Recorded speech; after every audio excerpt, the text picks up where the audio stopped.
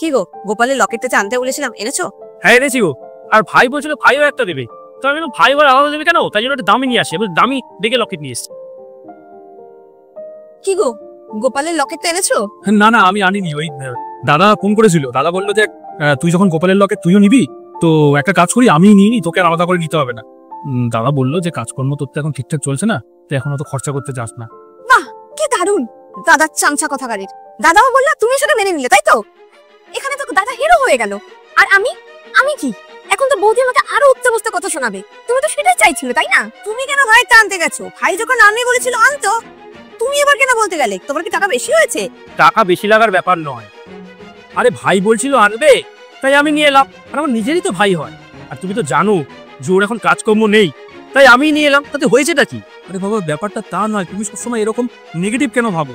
দাদা আমাকে বললো যে দেখ এখন তোর কাজকর্ম সেরকম ভাবে নেই, তুই নিস না, আমি নিয়ে নিচ্ছি একই বাড়ির মধ্যে। আর তাছাড়া আমরা দুই ভাই, আলাদা আলাদা কেন নেবো? আমিও দাদার কথাটা মেনে নিলাম, ভাবলাম যে ঠিক আছে, কোনো ব্যাপার নয়। আজকে দেখো এই বছর দাদা নিয়ে এসছে, পরের বছর আমি নিয়ে আসবো। তো সমস্যাটা কোথায়? সমস্যা আছে, আর সমস্যাটা হচ্ছে আমার মান সম্মানের, যেটা তোমার না থাকতে পারে কিন্তু আমার আছে। আমি তো সবার সামনে ছোট হয়ে গেলাম, আমি কি মুখ নিয়ে এখন যাবো? হ্যাঁ, বৌদি তো আরো এখানে আমাকে কথা শোনানোর জায়গা পেয়ে গেল। আর মার সামনেই বা কিভাবে দাঁড়াবো? তুমি আমাকে বলতে পারো? হ্যাঁ, তো নিজের ভাই তো কি, নিজের ভাই বলে তো সবকিছু উজাড় করে দেবে নাকি ওকে?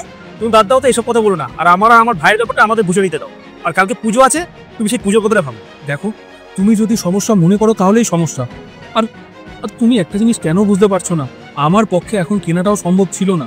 আর এই বছর দাদা কিনেছে, আমি বলছি তো আমি সামনের বছর দাদাকে কিনতে দেবো না, আমি নিজে একটা ভালো দেখে লকেট গোপালের জন্য নিয়ে আসবো। সামনের বছর? এই সামনের বছরটা যে তোমার কবে আসবে আমার জানা নেই। প্রত্যেক বছর একই ডায়লগ, এই বছর পাচ্ছি না, সামনের বছর। সব সময় খালি দাদা দিয়ে দিচ্ছে, আমি পরের বছর দেব। তুমি না দাদার ওই পদপৃষ্ট হয়েই থাকো, তোমাকে আর কোনোদিন কিছু করতে হবে না। এভাবে একসঙ্গে একটা বাড়িতে থাকা সম্ভব নয়। আমি এক্ষুনি ভাইকে রাখছি, দাঁড়াও। মুদির কি আবার ডাকছো কেন?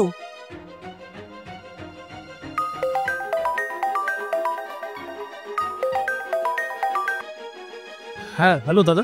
তুই একটু তাড়াতাড়ি আমার ঘরে আয় তো। হ্যাঁ, ওটি থেকে নিয়ে আসিস, দরকার আছে, তাড়াতাড়ি আয়। ঠিক আছে দাদা, আমি আসছি। দাদা তোমাকে আমাকে ঘরে ডেকেছে। আমি যাব না, তোমার যাওয়ালে তুমি যাও। প্লিজ আমার মুখের দিকে তাকিয়ে একটু চলো, দাদা কেন ডেকেছে একটু দেখি। চলো। আয়।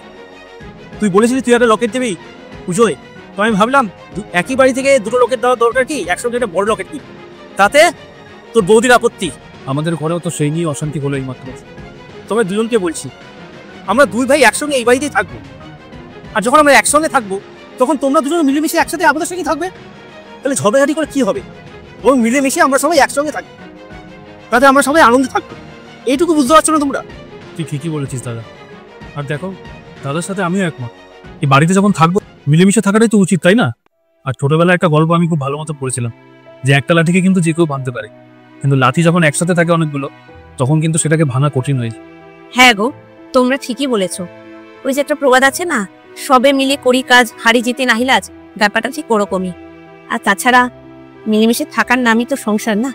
আয় ছোট, কালকে আমরা পুজোর প্ল্যানিংটা ভালো করে করি একসাথে।